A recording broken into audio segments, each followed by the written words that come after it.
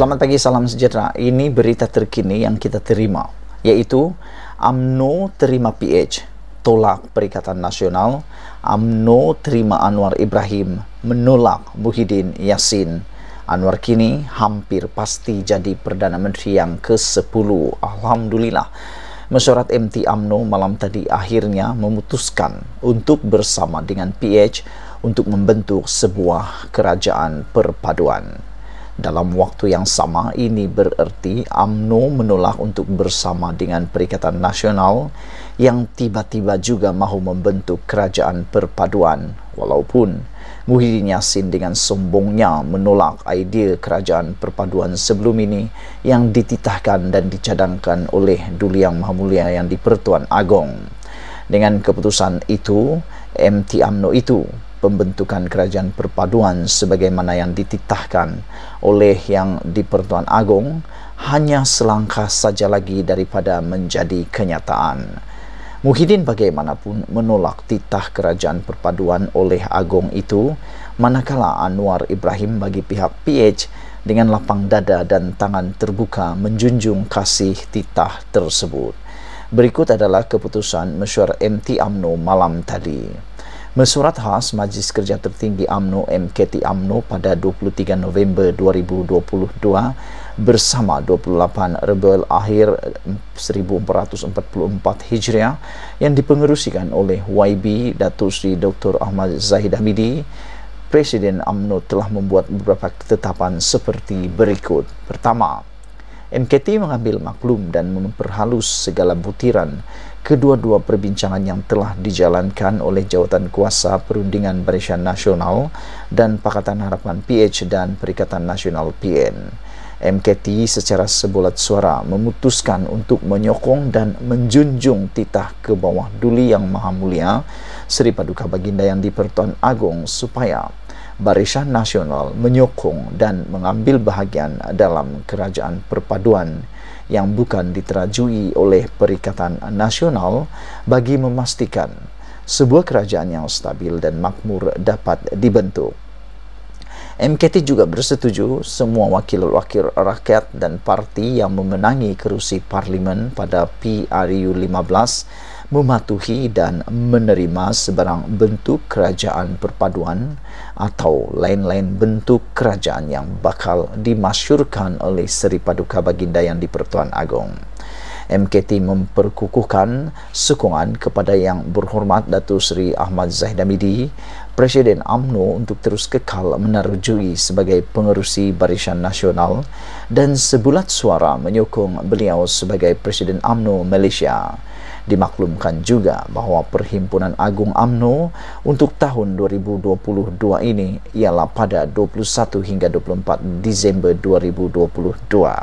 Ditulis dan ditandatangani oleh Datuk Seri Ahmad Maslan, Setiausaha Agung UMNO 24 November. Saudara-saudara sekalian, keputusan MT UMNO malam itu bukan saja selaras dengan titah Agong, malah dengan sendirinya menjadikan kerajaan perpaduan PH plus BN sudah cukup majoriti untuk membentuk kerajaan. Dalam hal ini, hampir pasti Anwar adalah Perdana Menteri ke-10 bagi Malaysia. Pada pagi ini, Majlis Raja-Raja Melayu akan bermesyuarat dan dipercayai menerima pembentukan kerajaan perpaduan itu. Seterusnya, sama ada petang ini atau pagi esok, Anwar dijangka akan mengangkat sumpah sebagai Perdana Menteri di Istana Negara. Pembentukan kerajaan perpaduan yang ditunjangi PH dan BN ini adalah kerajaan yang mencakupi penyertaan semua kaum dan benar-benar menggambarkan wajah Malaysia yang sebenar.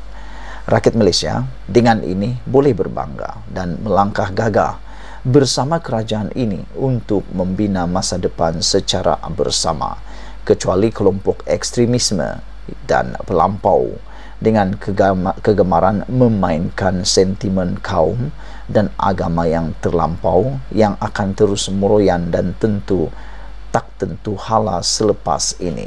Namun, bersama GPS dan GRS yang dijangka turut menyertai kerajaan perpaduan selepas ini, wajah sebenar Malaysia akan lebih terselah dan mengukuh lagi.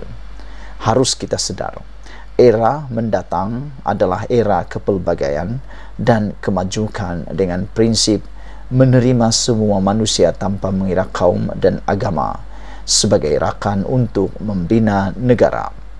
Asal saja saling sedia berkongsi, memberi dan menerima. Politik perkauman dan agama yang sempit dengan suka bermusuh dan menggelar yang buruk-buruk kepada mereka yang tidak sebulu mesti segera dicampakkan ke dalam tong sampah. Memang ada cabaran besar di hadapan, tapi dengan sokongan majoriti kita semua, Pakatan Harapan dan BN diyakini mampu mendepani segala cabaran untuk memastikan negara terus cemerlang lagi. Saudara-saudara sekalian, aku setuju dengan tulisan Sahbudin ini apabila mengatakan UMNO terima PH, tolak Perikatan Nasional, dan aku menambah UMNO menerima Anwar Ibrahim, menolak Muhyiddin Anwar hampir pasti jadi Perdana Menteri yang ke-10. Aku setuju. Ini adalah peluang Anwar, dan bukan sekadar peluang tetapi dengan kesabaran, kebijaksanaan dan juga kesungguhan Anwar Ibrahim, beliau pasti akan menjadi Perdana Menteri Malaysia untuk kali ini. Manakala tindakan Muhyiddin yang kelihatan sombong dan bongkak menolak titah yang di Pertuan Agong kemarin tanpa memikirkan panjang lebar telah menyebabkan telah menyinggung yang di Pertuan Agong. Selain daripada itu, rakan-rakan aku kata, Muhyiddin ini bolehlah dikatakan mengejar yang terbang tapi tak dapat-dapat, yang digendong berciciran pula. Saudara-saudara sekalian, aku yakin Muhyiddin mungkin menyesal kerana kali ini dia benar-benar jadi pembangkang. Kamu tahukah, mau jadi pembangkang itu bukan semudah ABC. Menjadi pembangkang itu bukan semudah seperti kira-kira jari. Ramai orang kata lebih baik UMNO jadi pembangkang. Tapi tahukah Anda, 5 tahun jadi pembangkang itu macam-macam boleh berlaku. Adalah lebih baik tindakan Barisan Nasional ini menerima titah yang di Pertuan Agong, kerana aku yakin apabila Agung bertitah, apabila Agung bersuara, maka itu tentunya sudah difikirkan sedalam-dalamnya, dan itulah yang terbaik untuk rakyat dan kerajaan baginda. Saudara-saudara sekalian, dengan ini juga kita akan melihat satu era baru di Malaysia, satu era pentadbiran baru di Malaysia, dan aku sebagai pemerhati, aku jangka akan ada pemulihan luar biasa dalam negara Malaysia apabila Pakatan Harapan dan Barisan Nasional, dua-dua kumpulan jago ini dapat bergabung. Kita tengok nanti. Oke, Malaysia kita punya, kita juga sama-sama cintai Malaysiaku. Bye-bye.